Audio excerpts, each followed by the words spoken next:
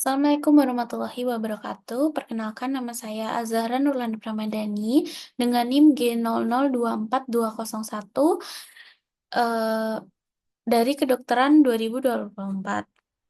Pada kesempatan kali ini saya akan membuat video penjelasan laporan anatomi blok 1.3 tentang sistem digestifus dan metabolisme. Kita langsung saja ke soalnya. Untuk laporan yang pertama, soalnya yaitu Alif baru saja flexing ke circle tongkrongannya gara-gara perutnya mirip roti sobek pas mereka nongkrong. Teman-temannya yang merasa insecure bertanya ke Alif bagaimana cara agar bisa six pack maksimal. Alif sebagai gym bro yang profesional memulai penjelasan tentang anatomi otot yang bikin perut menjadi kotak-kotak. Kemudian soal yang pertama yaitu jelaskan tentang pembagian lapisan-lapisan dinding abdomen anterior dan posterior. Untuk yang pertama, kita akan membahas tentang eh, lapisan anterior terlebih dahulu.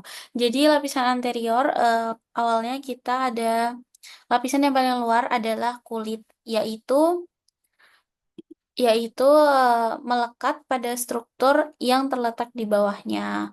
Kemudian dilanjutkan oleh fascia superficialis. Fascia superficialis ini dia memiliki eh, memiliki dua lapisan yaitu fascia Camper dan fascia Scarpa. Fascia Camper dia ini memiliki ketebalan bervariasi dan merupakan situs utama penyimpanan lemak. Sedangkan fascia Scarpa merupakan lapisan membranosa tipis dengan berisi sedikit atau tanpa lemak.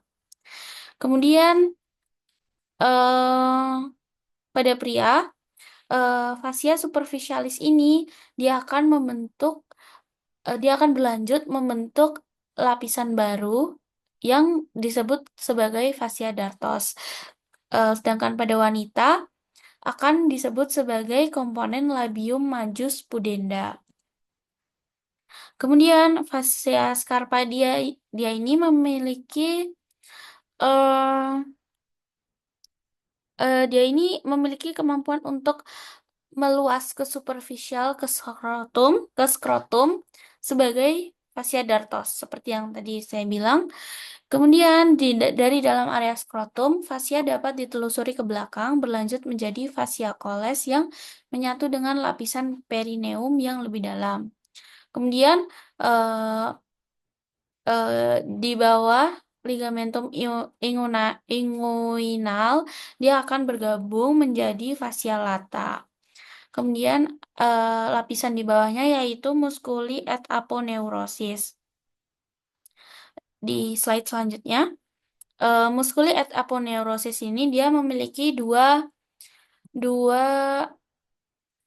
dua otot, yaitu flat muscle dan vertical muscle. Flat muscle ini dia memiliki tiga musculus, yaitu musculus obliquus externus. Di dalamnya ada ligamentum inguinal, kemudian ada musculus obliquus internus, kemudian ada musculus transversus. Sedangkan untuk vertical muscle, dia ini bisa berlanjut menjadi vagina musculi recti yang ber yang di dalamnya itu terdapat musculus rectus abdominis yang di dalamnya ini dia akan membentuk intersectines tendinae. Sebentar.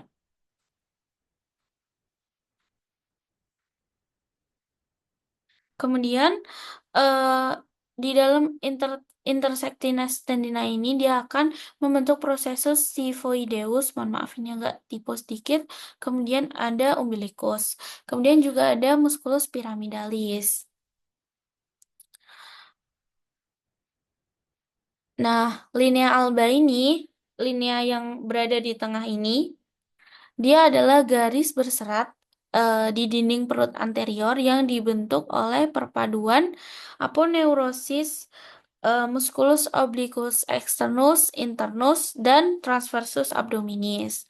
Kemudian untuk ligamentum inguinal, ini dia.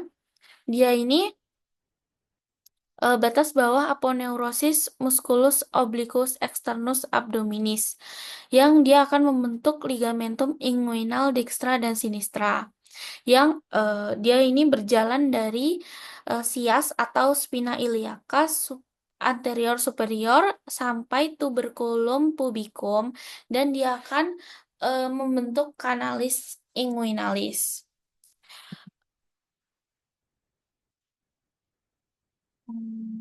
Bentar. Ya, jadi untuk pria nanti akan membentuk fora, foramen, bentar. Eh, Ligamentum inguinal ini dia akan mengalami perluasan. Untuk yang perluasan ke ramus superior pubicum dia akan menjadi ligamentum lacunare gimbernati. Sedangkan untuk perluasan pecten pubis dia akan menjadi ligamen pectineal Cooper. Kemudian eh di inguinalis ini dia akan membentuk sebuah segitiga yang bisa disebut juga dengan trigonum Hasselbalch yang memiliki batas medial yaitu margolateral musculus rectus abdominis, sedangkan batas lateralnya dia ada arteri epigastrika inferior, kemudian di bagian inferiornya dia akan eh, memiliki batas dengan ligamentum inguinalis. Kemudian eh, di trigonum Hasselbalch ini dia akan membentuk jika orang yang terkena patologisnya dia akan membentuk penyakit hernia yang disebut dengan hernia inguinalis indirect. Kemudian selanjutnya em, masih di bawahnya, di bawah musculi et aponeurosis terdapat fascia transversalis. Kemudian ada fascia extraperitonealis, yaitu jaringan lemak, dan peritoneum parietal. Sebelum itu, dinding abdomennya itu dia memiliki arah serabut yang berbeda. Jika musculus obliquus externus dia itu inferomedial. Jadi dia karena infero tuh kalau saya ingat-ingatnya, infero itu kan kayak lebih ke bawah gitu ya. Ke bawah kan berarti huruf V semakin besar, jadi dia akan membentuk huruf V. Sedangkan untuk musculus obliquus internus dia adalah superomedial yang akan membentuk seperti huruf A. Kemudian eh, untuk fascia extraperitonealis, fascia ini memisahkan fascia transversalis dengan peritoneum. Fascia ini berisi jaringan lemak seperti yang sudah saya bilang. Kemudian hmm, terdapat viscera retroperitoneal dan viscera intraperitoneal. Kemudian yang terakhir ada peritoneum parietal. Pada peritoneum ini tuh dibagi dua, menjadi peritoneum parietal dan peritoneum visceral. Peritoneum parietal, dia ini adalah lapisan yang melapisi bagian dalam dinding abdomen dan menjadi bagian dari dinding abdomen. Kemudian ini dia peritoneum parietal. Kemudian ada ini juga peritoneum parietal. Kemudian ada peritoneum visceral. Visceral itu kan organ dalam ya. Jadi lapisan atau peritoneum visceral ini dia adalah lapisan yang melapisi permukaan-permukaan organ dalam tubuh. Kemudian eh, jika dia em, men- menyelimuti sebagian permukaan organ, kita sebut dengan organ retroperitoneal. Kemudian jika dia menutupi seluruh permukaan organ, kita sebut dengan organ intraperitoneal. Kemudian eh, lapisan-lapisan ini dia akan membentuk suatu rongga di bahasa anatomi kita sebut dengan kafum.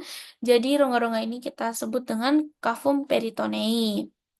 Kemudian di kafum ini dia akan menghasilkan sedikit cairan serosa yang berfungsi untuk melubrikasi permukaan peritoneum. Kemudian kafum peritonei ini tidak lagi menjadi satu rongga yang utuh karena dia adanya hanya saat embrional. Kemudian saat sudah dewasa dia akan terpisah menjadi dua yang dikenal sebagai kafum peritonei mayor dan kafum peritonei minor. Kemudian kafum-kafum ini dia akan berhubungan melalui foramen epiploica Winslowi.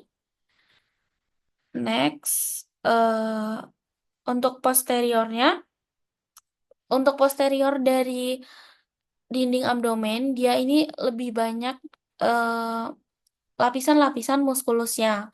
Yang pertama pastinya ada kulit, kemudian lapisan superficialis dorsi, kemudian ada muskulus yang terbagi menjadi 4 lapisan karena eh, di belakang ini organnya tinggal sedikit ya. Jadi untuk lapisan pertama itu ada musculus latissimus dorsi. Kemudian untuk lapisan kedua ada 4 musculus, yaitu musculus obliquus externus abdominis, kemudian ada musculus erector spinae, kemudian ada musculus latissimus dorsi, lalu ada musculus serratus posterior et inferior. Lalu untuk lapisan yang ketiga, kita ada musculus multifidus, kemudian ada musculus interspinalis dan musculus obliquus internus abdominis. Kemudian ini yang membentuk huruf A tadi ya. Kemudian untuk lapisan keempat kita memiliki 3 musculus, yaitu musculus quadratus lumborum, musculus iliopsoas, dan musculus transversus abdominis. Untuk lapisan yang kedelapan ada fascia extraperitonealis seperti yang tadi di anterior dan peritoneum parietal. Next, jelaskan sistem otot yang ada di abdomen. Ini sebenarnya sama seperti musculi et aponeurosis karena sistem otot yang ada di perut itu ada 2, yaitu flat muscle dan vertical muscle.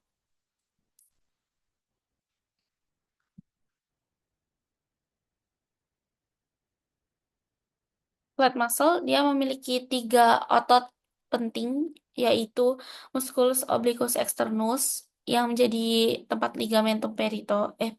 ligamentum inguinal.